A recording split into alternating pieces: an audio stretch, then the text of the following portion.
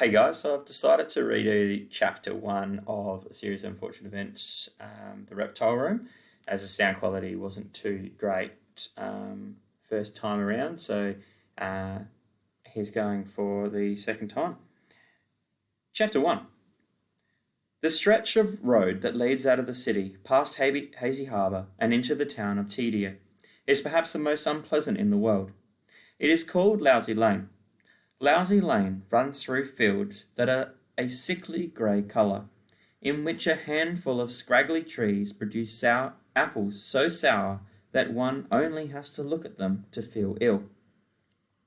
Lousy Lane traverses the grim river, a body of water that is 9/10 mud, and that contains extremely unnerving fish, and it encircles a horseradish factory, so the entire area smells bitter and strong. I am sorry to tell you that this story begins with the Baudelaire orphans travelling along this most displeasing road, and that from this moment on the story only gets worse. Of all the people in the world who have miserable lives, and, as I'm sure you know, there are quite a few, the Baudelaire youngsters take the cake, a phrase which here means that more horrible things have happened to them than just about anybody. Their misfortune began with an enormous fire that destroyed their home and killed both their loving parents, which is enough sadness to last anyone a lifetime. But in the case of these three children, it was only the bad beginning. After the fire, the siblings were sent to live with a distant relative named Count Olaf, a terrible and greedy man. The Baudelaire parents had left behind an enormous fortune, which would go to the children when Violet came of age. And Count Olaf was so obsessed with getting his filthy hands on the money that he hatched a devious plan that gives me nightmares to this day. He was caught just in time, but he escaped and vowed to get a hold of the Baudelaire fortune sometime in the future. Violet, Klaus, and Sonny still had nightmares about Count Olaf's shiny, shiny eyes, and about his one scraggly eyebrow, and most of all about the tattoo of an eye he had on his ankle. It seemed like that eye was watching the Baudelaire orphans wherever they went.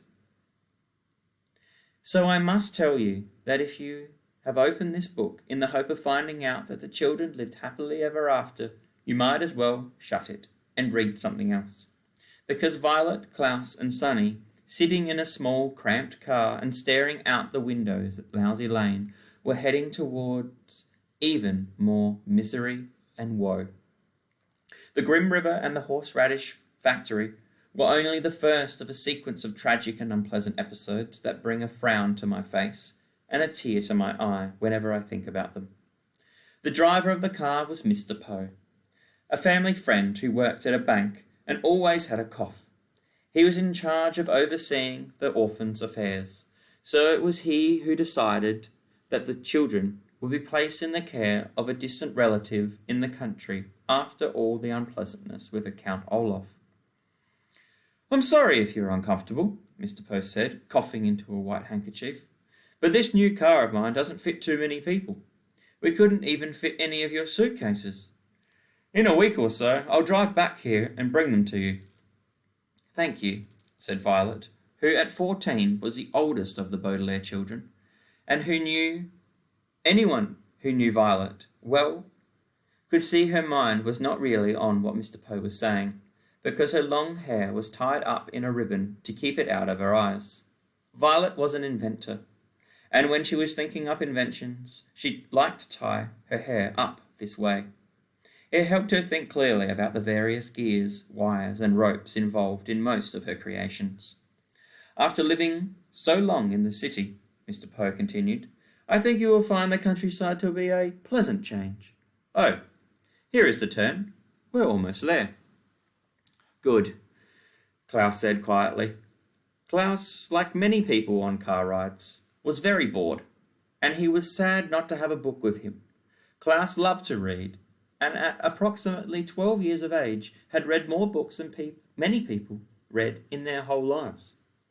Sometimes he read well into the night, and in the morning could be found fast asleep with a book in his hand and his glasses still on.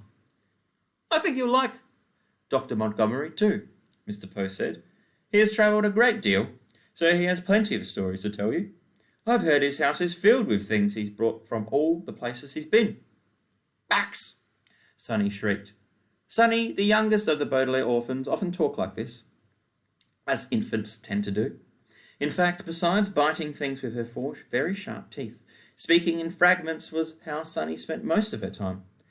It was often difficult to tell what she meant to say. At this moment, she probably meant something along the lines of, I'm nervous about meeting a new relative. All three children were. How exactly is Dr. Montgomery related to us? Klaus asked. Dr. Montgomery is, let me see, your late father's cousin's wife's brother. I think that's right. He's a scientist of some sort and receives a great deal of money from the government. As a banker, Mr. Poe was always interested in money. What should we call him? Klaus asked. You should call him Dr. Montgomery, Mr. Poe replied, unless he tells you to call him Montgomery. Both his first name and his last name is Montgomery, so it doesn't really make much difference. His name is Montgomery, Klaus said, smiling. Yes, and I'm sure he's very sensitive about it. So don't ridicule him, Mr. Poe said, coughing again into his handkerchief. Ridicule means tease. Klaus sighed. I know what ridicule means, he said. He did not add that, of course, he also knew not to make fun of someone's name. Occasionally, people thought that because the orphans were unfortunate, they were also dim-witted. Violet sighed too, and took the ribbon out of her hair. She had been trying to think up an invention that would block the smell of horseradish from reaching one's nose, but she was too nervous about meeting Dr. Montgomery to focus on it. Do you know what sort of scientist he is? She asked. She was thinking Dr. Montgomery might have a laboratory that would be of use to her. I'm afraid not, Mr. Poe admitted. I've been very busy making the arrangements for you three, and I haven't had much time for chit-chat. Oh, here's the driveway. We've arrived. Mr. Poe pulled the car up a steep gravel driveway and toward an enormous stone house. The house had a square front door made of dark wood with several columns marking the front porch. To each side of the door were lights in the shapes of torches, which were brightly lit even though it was morning. Above the front door, the house had rows and rows of square windows, most of which were open to let in the breeze. But in front of the house was what was truly unusual. A vast, well-kept lawn, dotted with long, thin shrubs in remarkable shapes. As Mr. Poe's car came to a halt, the Baudelaires could see that the shrubs had been trimmed so as to look like snakes. Each hedge was a different kind of serpent, some long, some short, some with their tongues out and some with their mouths open, showing green, fearsome teeth. They were quite eerie, and Violet, Klaus and Sonny were a bit hesitant about walking beside them on their way up to the house. Mr. Poe, who led the way, didn't seem to notice the hedges at all, possibly because he was busy coaching the children on how to behave. Now, Klaus, don't ask too many questions right away. Violet, what happened to the ribbon in your hair? I thought you looked very distinguished in it. And somebody please make sure Sonny doesn't bite Dr. Montgomery. That wouldn't be a good first impression. Mr. Poe stepped up to the door and rang a doorbell that was one of the loudest the children had ever heard. After a moment's pause, they could hear approaching footsteps, and Violet, Klaus and Sonny all looked at one another. They had no way of knowing, of course, that very soon there would be more misfortune within their unlucky family.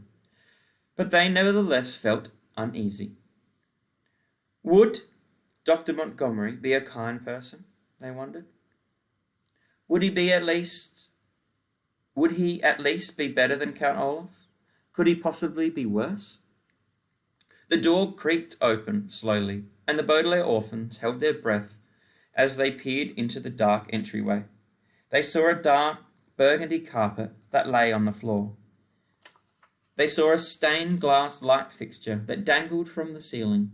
They saw a large oil painting of two snakes intertwined together that hung on the wall. But where was Dr. Montgomery? "Hello?" Mr. Poe called out. "Hello? Hello, hello, hello!" a loud voice boomed out, and from behind the door stepped a short, chubby man with a round, red face. "I am your Uncle Monty, and this is really perfect timing. I just finished making a coconut cream cake."